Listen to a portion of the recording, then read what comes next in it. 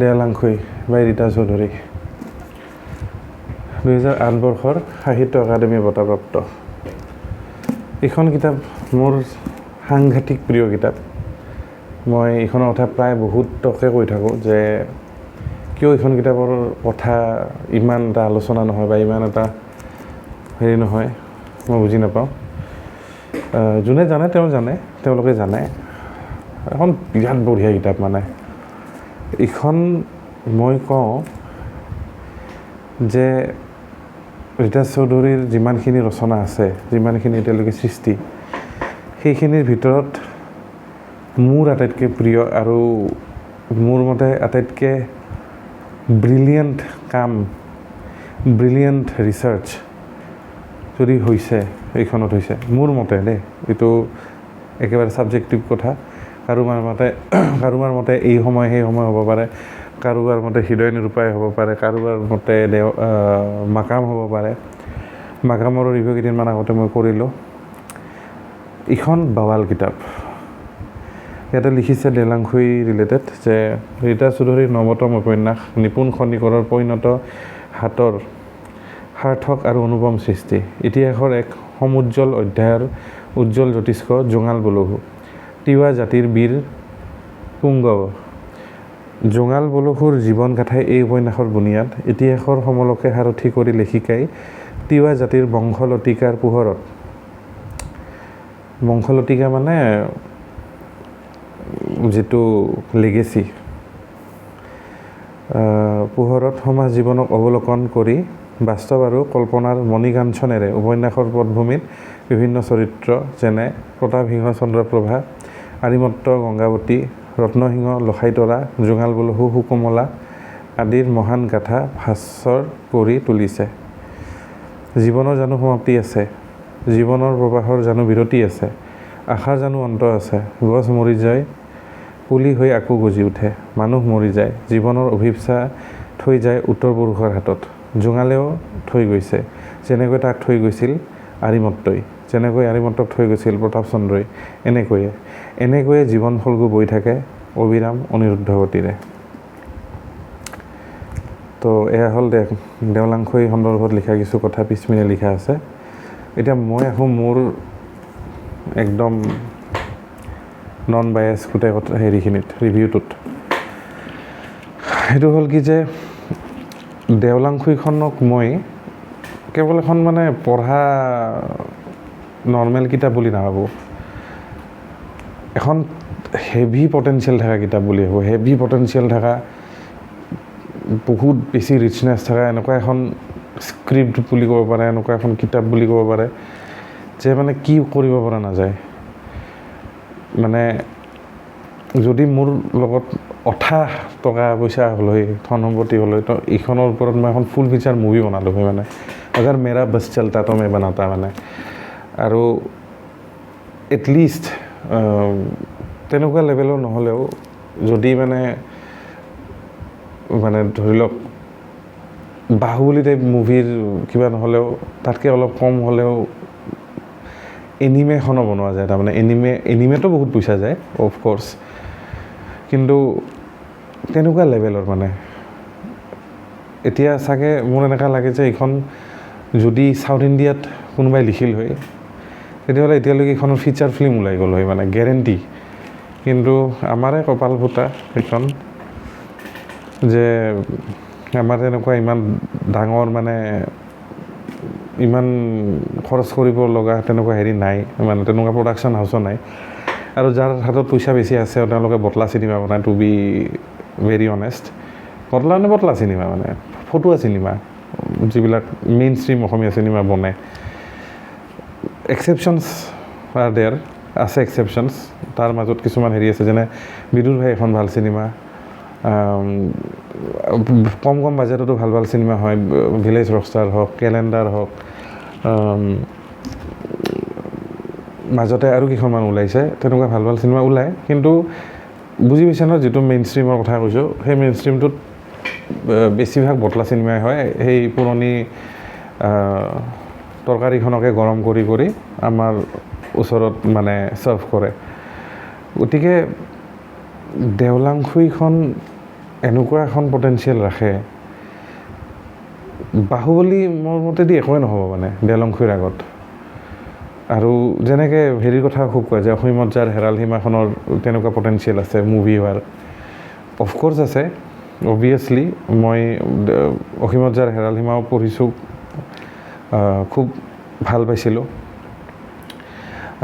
অসীমত যাৰ হেৰাল সীমাৰ ৰিভিউ মই এতিয়ালৈকে এইকাৰণে কৰা নাই কাৰণ কিয় অসীমত যাৰ হেৰাল সীমাৰ বহুত ৰিভিউজ আছে, কিছুমানে পঢ়িও ইউটিউবত ভিডিঅ' আপলোড দিছে, গতিকে তাতে আৰু মানে একেটা বস্তুকে মোৰ ইমান হেৰি কৰিব মন নগ'ল। মেইনলি কৰি আছোঁ তেনেকুৱা ধৰণৰ কিতাপখিনি য'ত মই নিজে যেতিয়া চাৰ্চ কৰোঁ তেতিয়া নাপাওঁ। তো মই দেলংখুইৰ ক্ষেত্ৰতো তেনেকৈ বিশেষ পোৱা নাই। আৰু মানে এইখন ক'লোঁ নহয় মই, এখন সাংঘাতিক পটেনচিয়েল থকা কিতাপ যে চিনেমা মানে আপুনি যদি এনেকুৱা টাইপ যে আপুনি যদি এনেকুৱা টাইপ মিথলজিকেল বস্তু পঢ়ি ভাল পায়, হিষ্টৰীৰ কিছুমান বস্তু চিনেমেটিক ৱেত আপোনাৰ যদি চাব মন, এইখন পঢ়িলে আপুনি চিনেমা চোৱা নিচিনা পাব। এইখন পঢ়িলে একদম আপুনি চিনেমা চাই থকা নিচিনা লাগিব।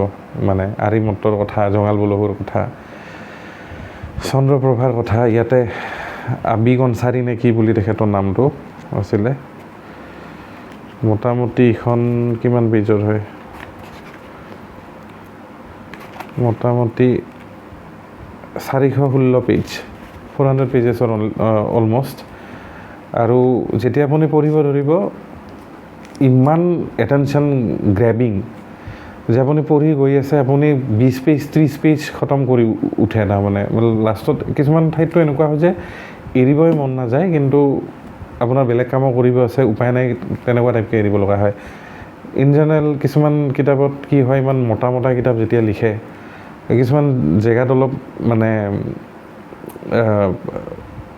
লিখকে পাঠকক অলপ মানে পাঠকৰ যিটো ধৰি ৰখা তেওঁৰ কেপাচিটিটো অলপ এৰা খাব ধৰে কিছুমান ঠাইত।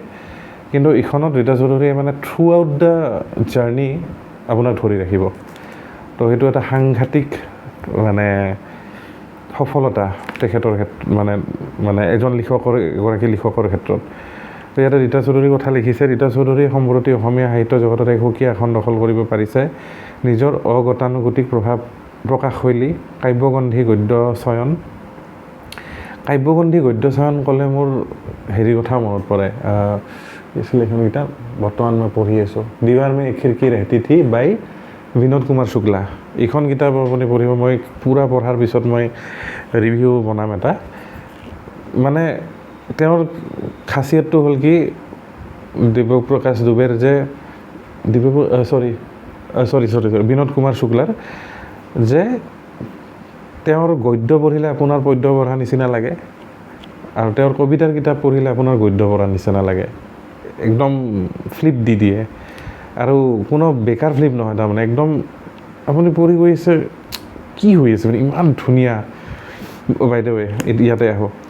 তো কাব্যগন্ধি গদ্য চয়ন আৰু বৈচিত্ৰ্যপূৰ্ণ আংগিকৰ চমৎকাৰিত্বৰ গুণত অবিৰত যাত্ৰা, নয়না তৰালী সুজাতা, ব্যৰ্থ মল্লাৰ, হৃদয় নিৰূপায়, পপীয়া তৰাৰ সাধু আদি কেইখনমান অনবদ্য উপন্যাসৰ সৃষ্টি কৰি তেওঁ ইতিমধ্যে অসমীয়া পাঠকৰ মনত বলিষ্ঠ ছাপ বহুৱাব পাৰিছে। ৰীতা চৌধুৰীৰ এই সফলতাৰ সঁচাৰ কাঠি হ'ল গভীৰ জীৱনবোধ, সমাজ সাহিত্য আৰু মানুহৰ প্ৰতি থকা দায়িত্ববোধ, যিটোক মই প্ৰায় এম্পেথি কৈ থাকোঁ। মানুহৰ প্ৰতি থকা দায়িত্ববোধৰ ক্ষেত্ৰত কোৱা নাই, মানে মানুহৰ প্ৰতি থকা তেওঁৰ কৰুণা, চৰিত্ৰসমূহৰ প্ৰতি গভীৰ মমত্ব, এইটো কথাই বুজাইছে আল্টিমেটলি, মমত্ব আৰু মানৱীয় অনুকম্পা, মানৱীয় অনুকম্পা, এম্পেথি, কাহিনী কোৱাৰ অসামান্য ষ্টাইল বা ভংগী, আৰু সৰ্বোপৰি প্ৰকৃতিৰ প্ৰতি থকা তেওঁৰ একাত্মতা, তীক্ষ্ণ অন্তৰ্দৃষ্টি আৰু মননশীলতাৰে তেওঁ সমাজৰ বিভিন্ন স্তৰৰ চৰিত্ৰসমূহ বুটলি আনি সেইবোৰত প্ৰাণৰ সঞ্চাৰ কৰি পাঠকৰ মাজলৈ প্ৰক্ষেপ কৰে। মাৰ্ঘেৰিটাৰ শ্যামল প্ৰকৃতিৰ পেলৱ কোলাত প্ৰকৃতিৰ পাঠ আওৰোৱা ৰীতা চৌধুৰীৰ উপন্যাসত নীৰৱ প্ৰকৃতিও চৰিত্ৰ একোটাহঁতৰ লিখিয়াকৈ বাংময় হৈ উঠে। একদম মানে যোনে লিখিছে এইখিনি কথা একদম এটা কথা ৰাইট, কেৰেক্টাৰ বনাই দিব পাৰে তেওঁ গছ এডালক পাত মানে এখন এখিলা পাতক মানে বেলেগ এটা ফিল থাকে সেইকাৰণে ৰীতা চৌধুৰী আজি ৰীতা চৌধুৰী মানে ইমান ধুনীয়াকৈ লৈ আহে তেওঁৰ বৰ্ণনা সাৱলীল বৰ্ণনা যিটোক কয় একদম মানে য'ত যিখিনি দৰকাৰ যেতিয়া কিবা এনেকুৱা টাইপ মোমেণ্ট আহিছে যে তাতে কিবা কৰিব লগা হৈছে তাতে তেওঁ একদম খাৰাং খাচ সেইখিনি ঠাইত দিব য'ত বহুত ৰোমেণ্টিকেলি লৈ যাব লাগে তাতে একদম ক্ৰিমিলি লৈ যাব তো মানে হেডছ অফ আৰু কি আহোঁ যিবিলাক কিতাপ খুব ভাল লাগে যিবিলাক ৰাইটাৰ খুব ভাল লাগে বহুত দীঘলীয়া কোৱা যায় সেইবোৰৰ তেওঁলোকৰ ওপৰত আৰু মোৰ কৈও বেয়া নালাগে মই বকি থাকিব পাৰোঁ এইখনৰ প্ৰথম প্ৰকাশ হৈছিলে ফেব্ৰুৱাৰী 2005 মই কিনিছিলোঁ 2013-14 এনেকুৱা হ'ব নেকি দশম প্ৰকাশ আগষ্ট 2013 বেটুপাত কৰিছে প্ৰদীপ নাথে এই কাভাৰ ডিজাইনখন প্ৰদীপ নাথ দাম আছিলে মই কিনোতে 200 টকা তাৰপিছত উপন্যাস সম্পৰ্কে ক'বলগীয়া ইয়াতে তেওঁ লিখিছে যে ছাত্ৰ হৈ থাকোঁতে আৰু তাৰ পিছতো মাৰ্ঘেৰিটাৰ পৰা গুৱাহাটীলৈ আহোঁতে যাওঁতে দেখা ৰহাৰ জঙাল বলসু গড়টোৱে সদায় মনত কৌতূহলৰ সৃষ্টি কৰিছিল এইটো ময়ো দেখিছিলোঁ বাছত দি অহা যোৱা কৰিলে দেখা পায় কিন্তু এতিয়া সৰু হৈ আহিছে কিন্তু তেতিয়া ভবা নাছিলোঁ এই গড়টোক কেন্দ্ৰ কৰি মই এদিন এখন উপন্যাস লিখিম মই বুৰঞ্জীবিদ নহওঁ অসমৰ অতীতকালৰ বিষয়ে বিস্তৃত অধ্যয়ন কৰিছোঁ বুলি দাবী কৰা ধৃষ্টতা মোৰ নাই আজিৰ পৰা 13 বছৰ আগে গুৱাহাটী ৰাজ্যিক বুৰঞ্জী আৰু পুৰাতত্ব বিভাগৰ গ্ৰন্থাগাৰত কিতাপ চাই থাকোঁতে উত্তৰ গুৱাহাটীৰ শ্ৰী মাধৱ চন্দ্ৰ কাকতিদেৱে ৰচনা কৰা ৰহা চকীৰ ইতিবৃত্ত নামৰ সৰু পুথি এখন হাতত পৰে উত্তৰ গুৱাহাটীৰ পণ্ডিত শ্ৰী কাকতিদেৱে ৰহা অঞ্চলৰ অনেক ব্যক্তিক লগ ধৰি মুখে মুখে চলি থকা কিংবদন্তিসমূহ গোটাই জঙাল বলহুৰ বীৰত্বপূৰ্ণ জীৱন সম্পৰ্কে এটা দীঘলীয়া প্ৰবন্ধৰ লগতে অন্যান্য কিছু তথ্যভিত্তিক প্ৰবন্ধ যুগুত কৰি কেইবাজন অভিজ্ঞ ব্যক্তিক দেখুৱাই তেওঁলোকৰ সমৰ্থন সূচক মন্তব্য সন্নিৱিষ্ট কৰি পুথিখনৰ প্ৰকাশ কৰিছে এনেকৈ তেখেতে ক'ৰ পৰা কি কৰিছিলে কি কিতাপ পঢ়ি ক'ৰ পৰা কি ৰেফাৰেঞ্চ লৈ ষ্টাডি কৰি কি কৰিছিলে সেইখিনি কথা লিখি আছে আৰু বহুত ধুনীয়া কিতাপ বিৰাট ভাল লাগে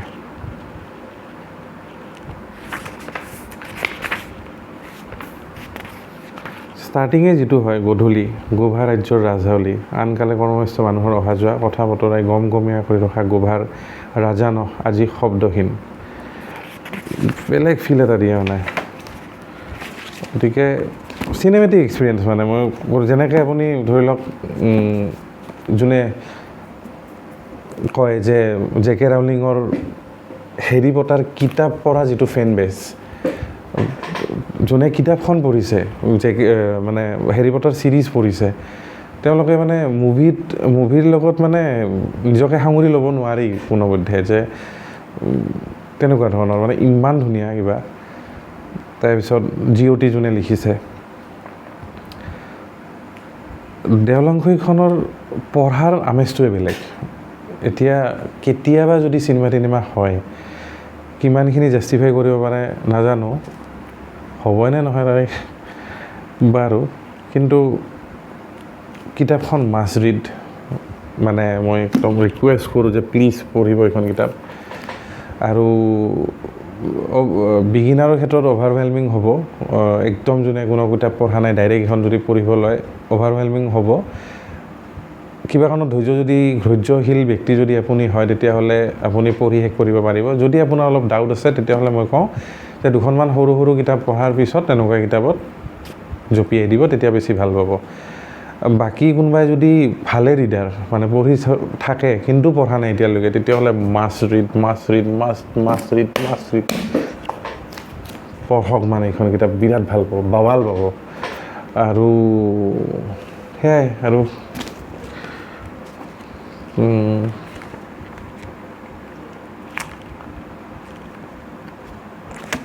Thank you so much for watching this video. Signing off.